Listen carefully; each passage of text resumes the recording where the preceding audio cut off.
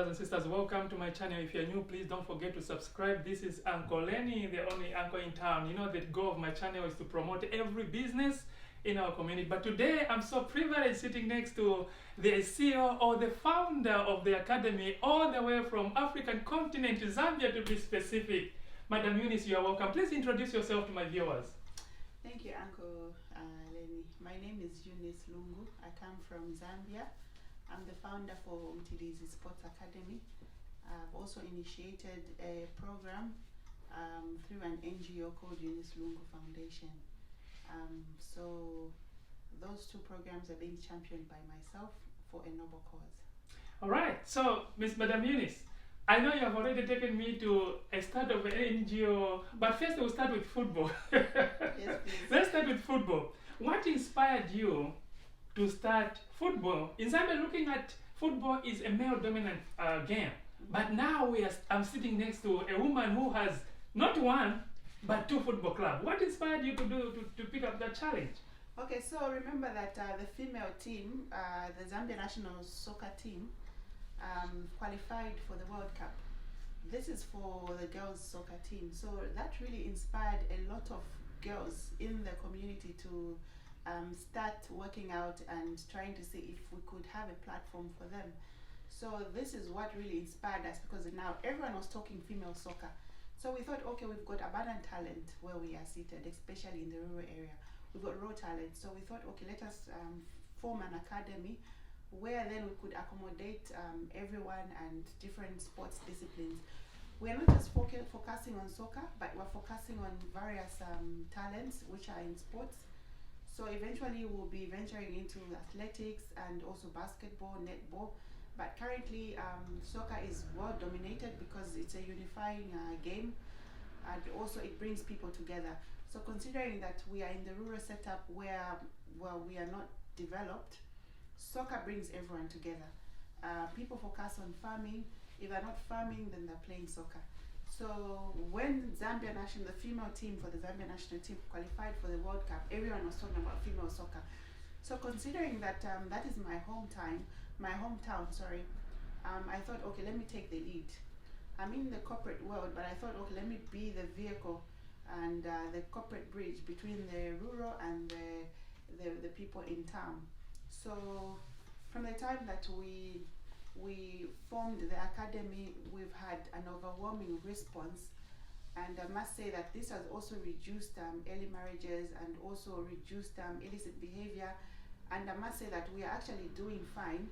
We currently have a provincial team for the girls which is participating in Eastern Province, and we're currently in the top 10, and also for the guys team we're currently in the top 15. So you can see that for us to come up with a team, we had to come up with a program shortlisting players. And what was so inspiring was that during the time when we were calling for trials, we had girls who were breastfeeding actually. Wow. Girls were breastfeeding, these were school dropouts, but they thought, okay, this is a second chance for us to be incorporated back into the community, into society. Maybe through soccer their talent can be exposed, and maybe through the academy, you know, we could reach out on their behalf so that then they can be identified. So I must say that we've got powerful girls who are actually playing in our academy. So this is actually even more inspiring, because really when you look at the behavior of the girls, once they knock off from school, they're not looking at going to play, they're not looking at going to do bad things, they're looking at going to train. So this is actually very encouraging. I actually enjoy the females when they're playing. They look like they're playing slow motion, but it happens. So Madam Eunice, before then, I don't want to leave my viewers behind. I just want to know where exactly the football team are located in Zambia. Where exactly? So we are located in Eastern Province. The first town in Eastern Province is called Nyimba. And we are actually the last town in Nyimba, which is Mtilizi. That is where our headquarters is. But our players come from various villages. So they come from various villages, and we camp them for a few days before games start.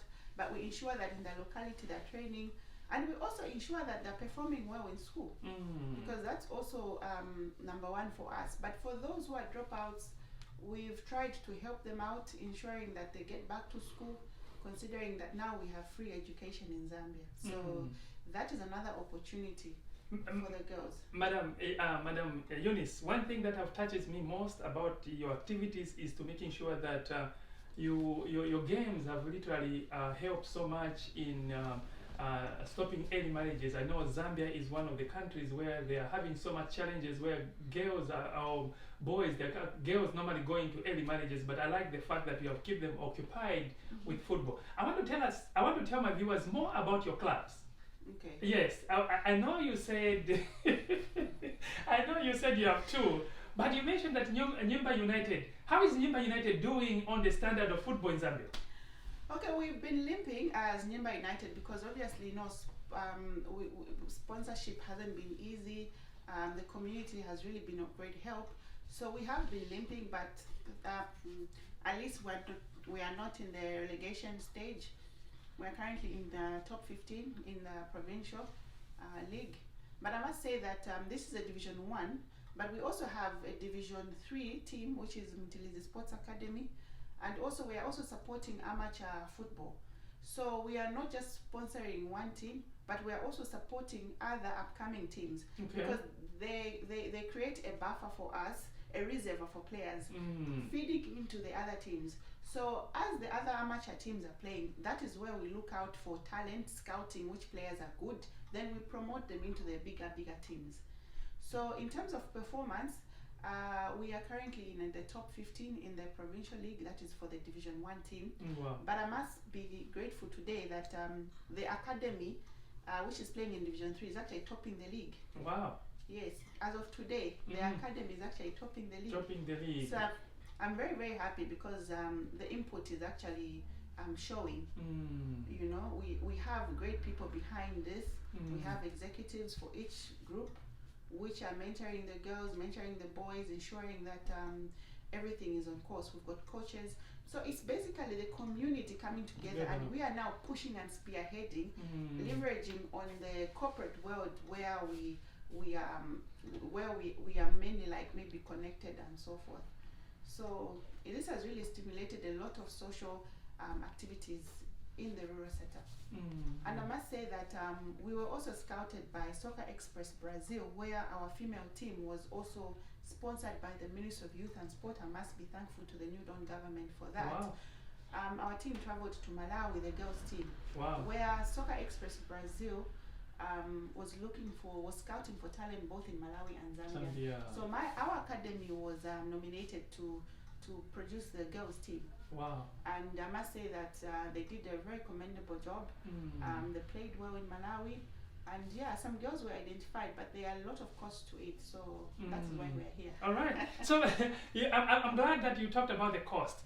And I'm glad that there are bigger nations like Brazil that are looking at small places like Nyumba, looking at the talent. Yes. Madam, I want you to tell me a little bit of challenges when starting football. So what are the challenges that you're facing? So the main challenges is that, well, considering that we are in a rural setup where everything is raw, look at the pitch. We play in a pitch where there is no grass, and they play barefoot. So the challenges are that our players don't have soccer boots. We struggle to find jerseys. You know, the little that we find, we donate them to teams, not just our academy, but to amateur teams we support. Because of our academy, everyone else is training. We've got kids as young as under 10, under 14, under 16. Wow. So we've got categories, but then the response is so overwhelming because I must say that when our teams are playing, you think it's a rally. Wow. So you see, we are actually, we are more of a positive destructive force, because then we're taking away a lot of illicit behavior, a lot of bad devices. So the challenges that we're having are obviously boots, soccer jerseys, and also exporting of talent. We just don't want to end at playing at provincial leagues. No. We want one of our players to be the new Messi. We want one of our players to be scouted and say this is the next Mbappe. Because the capital is the talent. That's exactly. All they just need is exposure and their talent to be identified and exported. And once that is done, they'll give you what they have. That's exactly. And what they basically, I mean, Zambia is blessed with talent in terms of soccer. So the guy, if the guy is not in school, he's herding cattle. Once he's done herding cattle, he's back on the pitch. Wow. But you look at how the boys play on the ground and they play barefoot. Wow. The soccer boots, no matter how many we donate, they're never enough. But we are hopeful that they can keep on coming. So brothers and sisters, you have heard what the CEO is saying, the challenges they are facing. Now this is an appeal. I know people out there, you have a lot of boots, the things that you are not using. Please look at donating at Nyimba United. I mean, you have jerseys, you have football. I mean, whoever will be listening my this interview, please, we need your help. This is Nyimba United. It's found in the eastern part of Zambia. It's not very far from Lusaka. So, madam, is there any phone number in case we have people that wants to send this kind of donation? Yes. So, for the girls, we also accept donations in terms of sanitary wear for the girls. We also encourage donations, not just for soccer jerseys and boots, but anything that can support the girl child. For the boys, obviously, we're looking at balls, we're looking at jerseys, we're looking at anything else that you would want to contribute. It can go a very, very long way. And we would also encourage the people in the diaspora to adopt a player. If you think a certain player is your favorite, adopt that player. When you think, okay, this player is doing fine, we have been invited by the Football Association of Zambia for talent identification. And we had about 4, 5, 6 players who identified for potential inclusion in the national team. So if you decide to adopt a player, and you can be part of the excelling of that player's career progression, because if that player that you have adopted becomes the next Messi, you'll be so proud to be part of their success. That's exactly. And that is what I'm encouraging each one of you. Please like our page on Facebook. It's Mtilizi Sports Academy. And there's also Nyimba United. So the academy is an umbrella for various sports disciplines, but soccer is more dominating because that is a sport which is highly known in the rural area.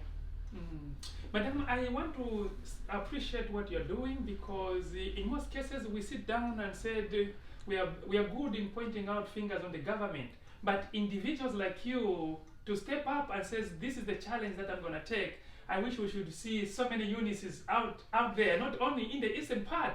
We want to see more people like you in northern or southern province, because in southern province there are girls that are going through the same challenge like Nyimba. Or in northern province are there again doing the same thing. So, but my question now is, I know you mentioned to us that you're in the corporate world. How do you balance your time between your corporate world, business, and football?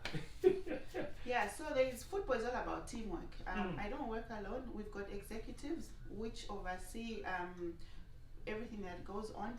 So we've got executives for each grouping. Okay. The Division 1 is there's an executive which oversees all activities. So for Nyimba United Division 1, there's also an executive. So what I do is I just oversee and get reports. And what I do is I push at a higher level. Okay. So as long as we get results coming out, the better, the more sponsors that we get on board. Okay. So we've got, especially in the community, you would be shocked that the community, especially when the players are in camp, the community will donate millimil. Wow. They'll bring buckets of millimil. They know that Sunday there's a game happening. They'll be entertained. So let us support our players. Wow. When the kids are in camp, the community will donate relish, they will donate salt, whatever they can. That's really inspiring.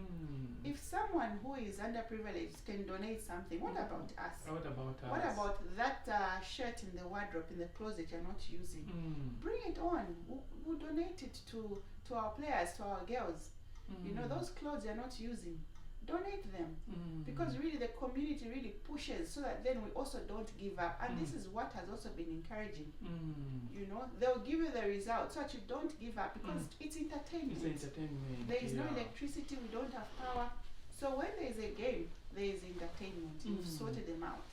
So brothers and sisters, just in case, let me just emphasize it what she's saying. If the community can support the boys and the girls that are in the camp, I'm sure you and I, we are on the better chance. We are at least at the better position to help them.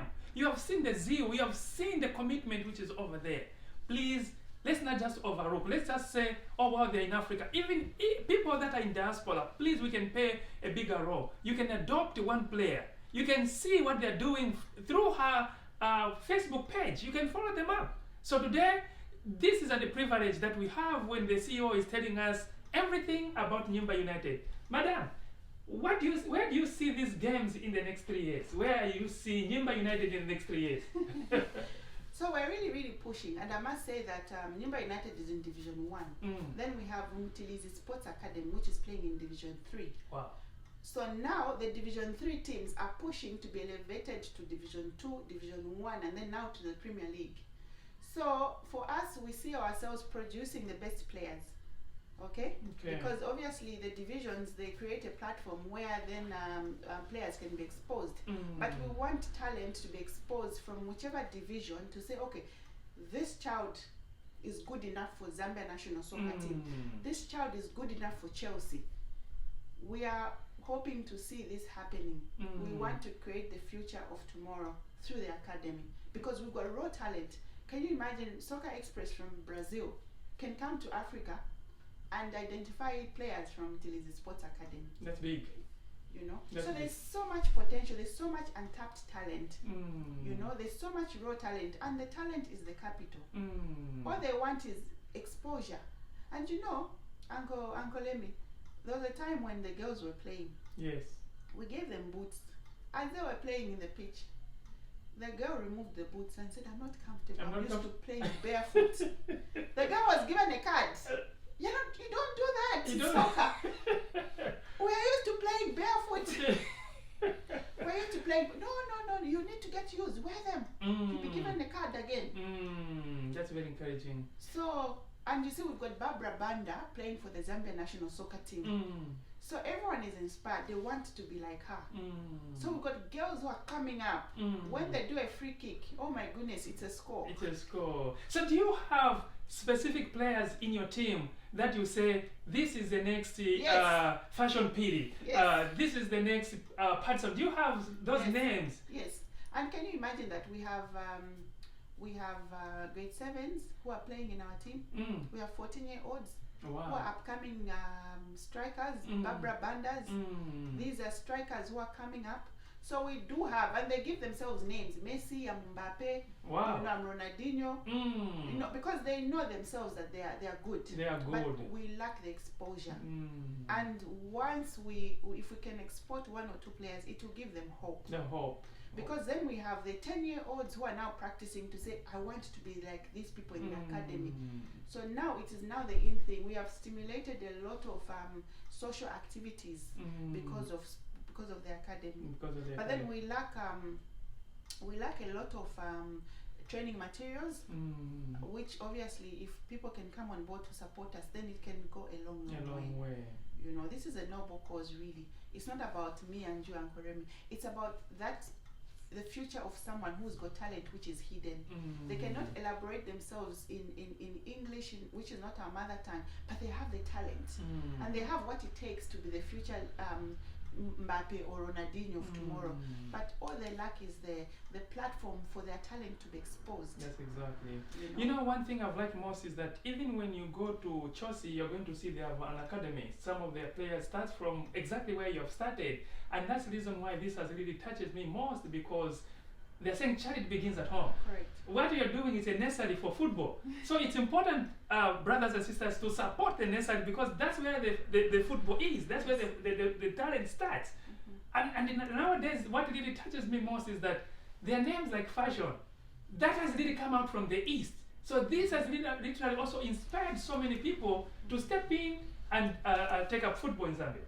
Madam, we're gonna change gears. Yes. Guys, we're gonna change gears. Let's talk about the NGO. Okay, so what we have a front called Eunice Lungu Foundation. So what happens in our community, especially in the village setup, is when we have a shortcoming like a bereavement, these all come unexpected. So the community comes together to contribute and put everything together.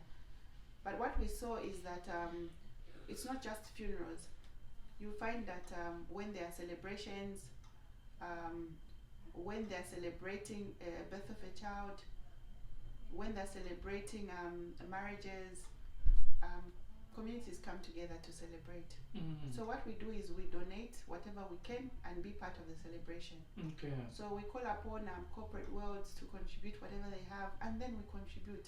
Okay. When there are floods, when there are unforeseen circumstances, natural disasters, we come in again to help out and reach out to the most vulnerable. So our plea again is contributions. Old clothes, old shoes, anything that you have you're not using, please pack them in a box and inform us. We'll be able to pick them up from where you are, ship them to Zambia, and it will go a long way. We're very transparent.